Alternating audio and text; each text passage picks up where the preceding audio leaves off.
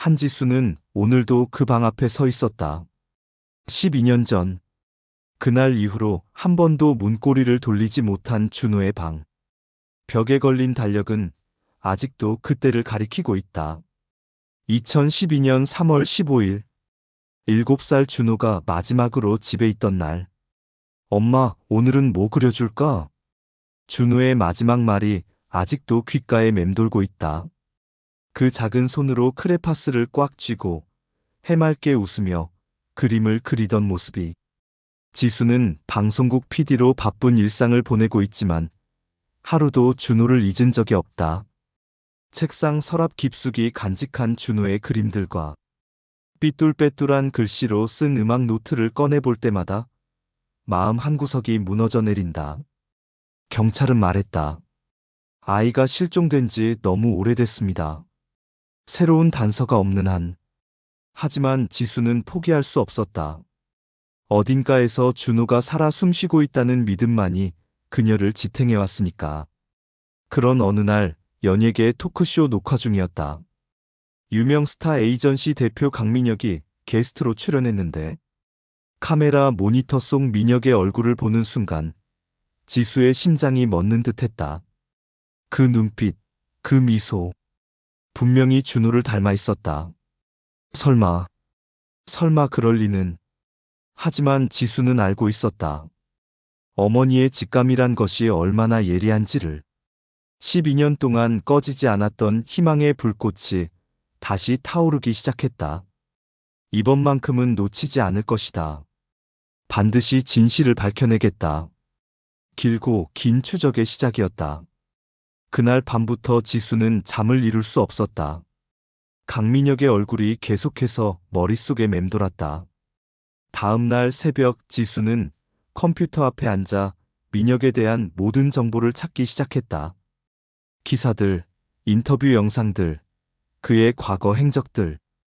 강민혁, 1985년생. 현재 스타라이트 엔터테인먼트 대표이사. 화면 속 젊은 시절의 민혁 사진을 보며 지수의 손이 떨렸다. 더욱 선명해지는 준호와의 닮음. 지수는 민혁의 지인들을 하나씩 찾아갔다.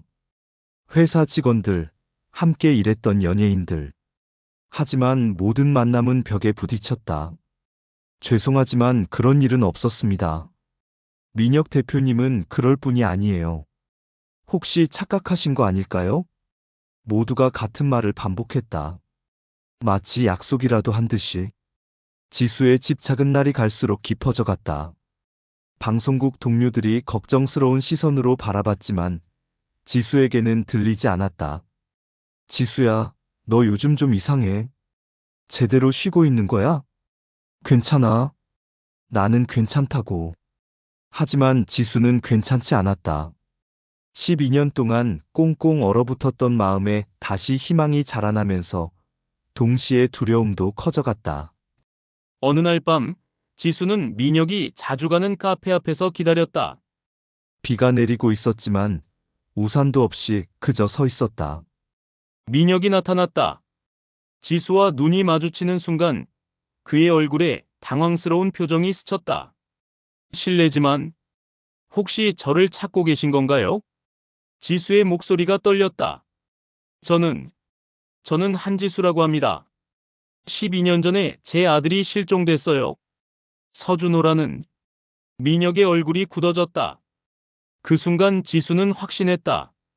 이 사람이 뭔가를 알고 있다는 것을. 죄송합니다만 저는 그런 일에 대해 아는 바가 없습니다.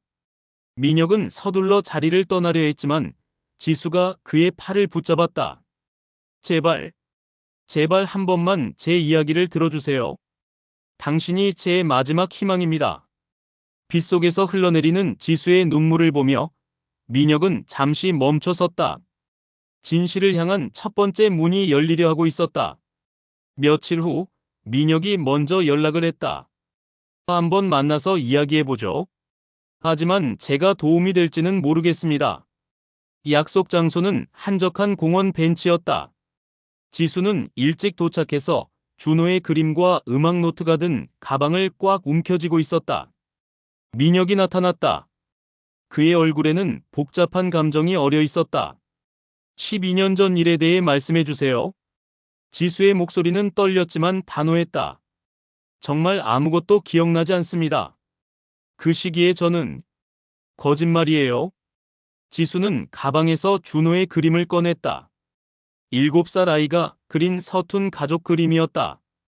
엄마, 아빠, 그리고 웃고 있는 자신의 모습. 민혁의 눈이 그림에 고정됐다. 그의 손이 미세하게 떨리기 시작했다. 이 아이가 제 아들 준호예요. 지수는 또 다른 그림을 꺼냈다.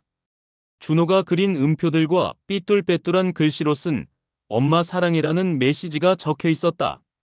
준호는 음악을 좋아했어요. 피아노를 배우고 싶어 했죠. 그런데 그날 민혁의 얼굴이 점점 창백해졌다. 저는 정말 당신 눈을 보면 알 수 있어요. 뭔가 알고 있다는 걸. 지수가 음악 노트를 펼쳤다. 준호가 끼적인 음표들 사이사이에 아빠 어디 갔지? 라는 글귀가 보였다. 그 순간 민혁이 숨을 크게 들이켰다. 그만해주세요. 왜요? 뭐가 그렇게 괴로우신가요? 민혁은 고개를 떨구고 한참을 침묵했다. 공원에는 바람 소리만 흘렀다. 12년 전, 저는 실수를 했습니다. 지수의 심장이 뛰기 시작했다. 무슨 실수요? 하지만 제가 말씀드린다고 해서 좋아질 건 없어요. 오히려 더 아프실지도. 그건 제가 판단할 일이에요. 12년 동안 저는 모든 고통을 감내해 왔어요. 민혁이 천천히 고개를 들었다. 그의 눈에는 죄책감과 두려움이 가득했다. 준호는 살아있습니다.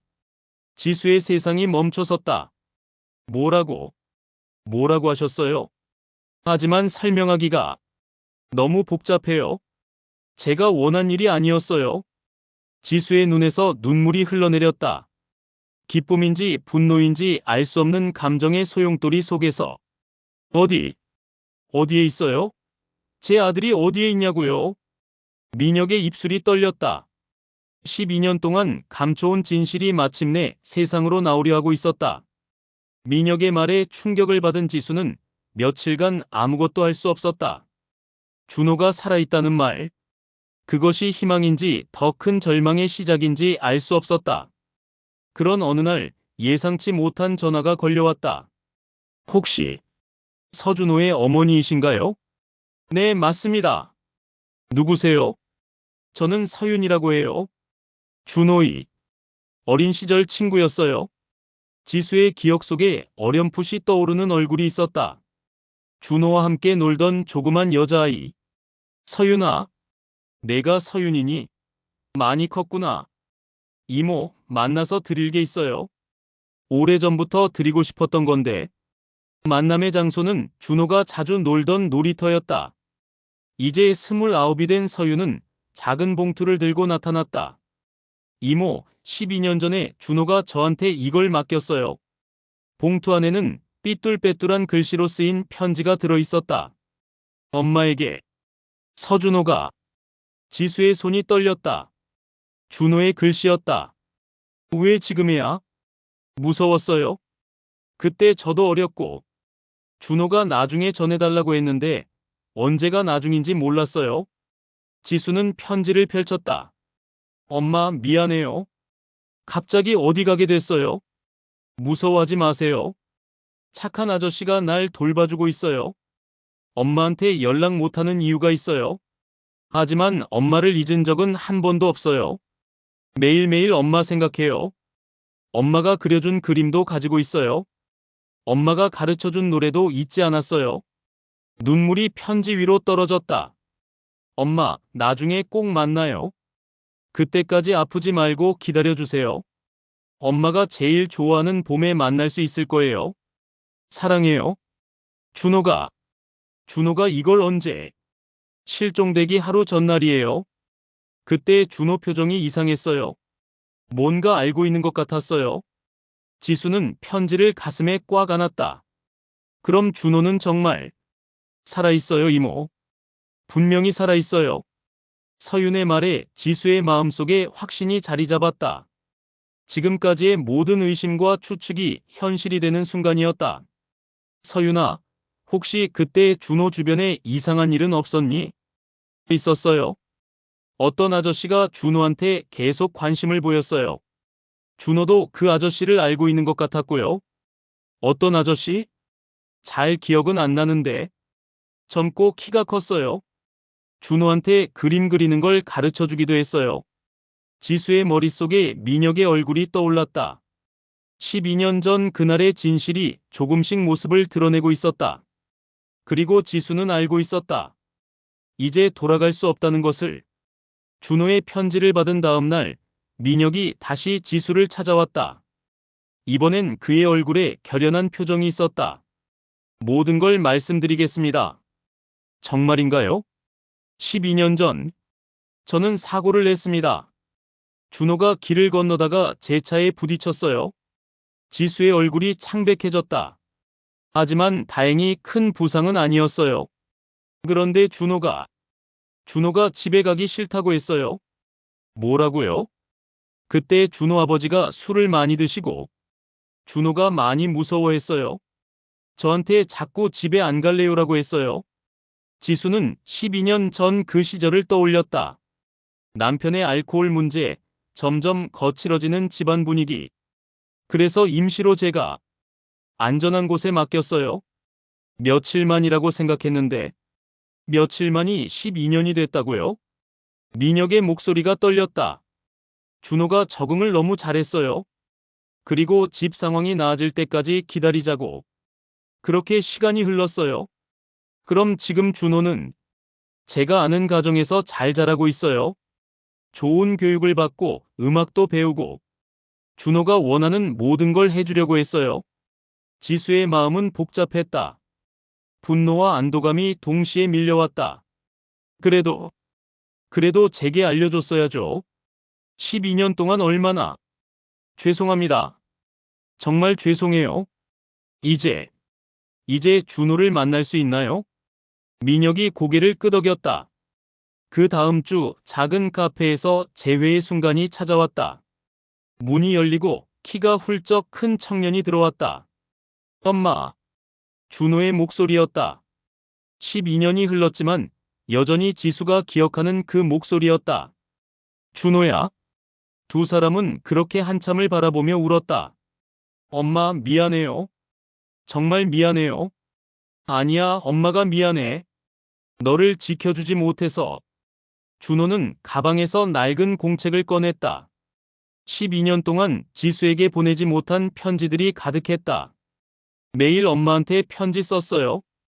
보내지는 못했지만 지수도 가방에서 준호의 어린 시절 그림들을 꺼냈다.